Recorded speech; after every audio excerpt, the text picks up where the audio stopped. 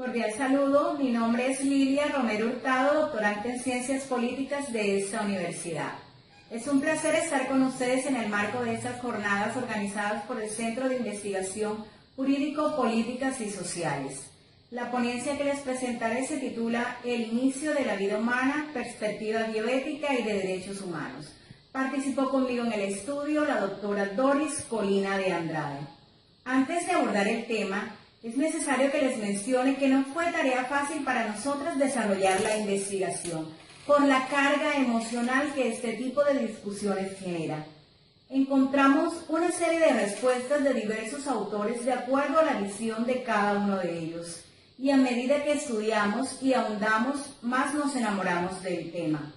Esta frase de Ernesto Sábato que les presento en la lámina da una idea de lo que significó para nosotras la investigación. Dice, la vida es tan corta y el oficio de vivir tan difícil que cuando uno empieza a aprenderlo ya hay que morirse. Ahora bien, en primera instancia es obligado señalar la contextualización del problema, bajo el entendido de que la vida desde sus inicios está en peligro. Y precisamente por no dar valor y no reconocer la importancia que tiene tanto el concebido y no nacido como quien lo engendra. Las investigadoras, como propósito del estudio, consideramos que es el de estudiar la dignidad como principio guía y delimitador de la bioética y los derechos humanos, entendiendo que la dignidad de cada persona forma la base del Estado social de derecho, por cuanto procede del respeto íntegro a uno mismo y a las demás personas.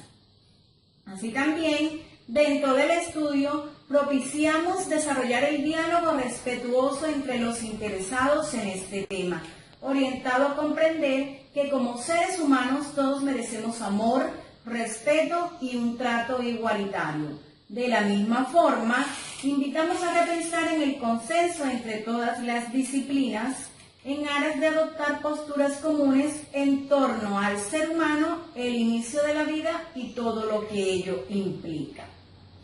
Metodológicamente, el estudio se enmarcó en el paradigma cualitativo del tipo hermenéutico interpretativo, con diseño documental y bibliográfico, sustentado el estudio además en artículos referidos a la materia de autores como Alessandro Oparin 1979-1980, Bobbio 1991, Balinsky D.J. 1983 y Jared 2002, entre otros.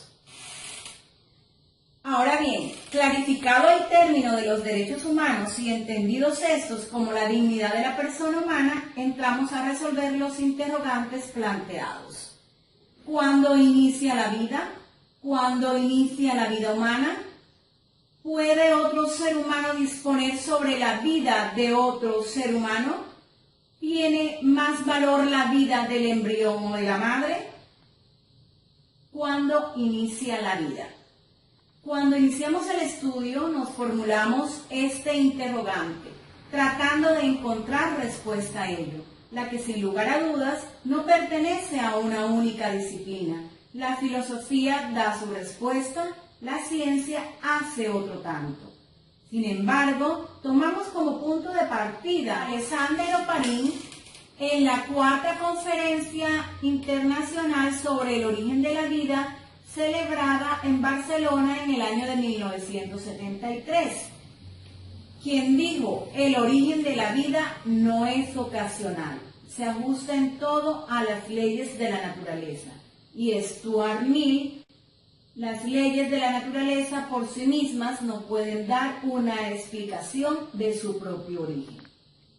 Desde este punto de vista, entendemos que la existencia de la vida no es ocasional, ni es algo que debamos adjudicar a causas inexplicables. Si las leyes de la naturaleza existen, entonces nos preguntamos, ¿cómo podría explicarse la existencia de ellas? Debemos reconocer que la existencia de la vida no solo se debe a las teorías científicas, sino que también los principios de la fe cristiana que reconocen en Dios el Ser Supremo, dador de vida, deben tenerse en cuenta. Por tanto, afirmamos que la existencia de la vida se da desde su génesis y lo que se ha venido dando es una evolución constante a las características biológicas, genéticas, herenciales del hombre. De allí que las teorías científicas que apoyan que la existencia del ser humano es producto de la creación de un ente superior no se contraponen, sino que más bien son complementarias. Al segundo interrogante que hemos planteado las investigadoras, ¿cuándo inicia la vida? Y corolario a ello, ¿a partir de cuándo el embrión puede ser considerado digno? Tenemos que decir que se ha discutido mucho frente al origen de la vida y consecuencialmente frente al inicio de la vida humana. En este orden se puede señalar de manera indefectible que la vida es un proceso, que la vida misma genera vida. En ciencia evidentemente no hay discusión, científicamente eso está demostrado. De hecho, me permitiré leer textualmente por qué se dice que científicamente está demostrado. Que el ciclo del ser humano se inicia a partir de una célula única denominada cigoto, la cual se crea mediante la fecundación, proceso que se da a través de la fusión de dos gametos para formar el cigoto. Balinsky B.J., 1983. Esta definición nos indica entonces que dicha unión se convierte en un todo y da paso a la existencia de un nuevo ser, independientemente de las etapas por las que debe atravesar en su desarrollo. Podemos afirmar entonces que existiendo vida desde el mismo momento de la concepción, desde ese mismo momento el embrión es sujeto de derechos. Es un ser humano, no es un objeto. Y en ello radica precisamente la idea de dignidad que deriva del reconocimiento de la persona creada a imagen y semejanza de Dios. Bajo esta premisa, entonces, no es digno solamente quien está dotado de razón y tiene rasgos funcionales y corporales. El hombre es digno por lo que es.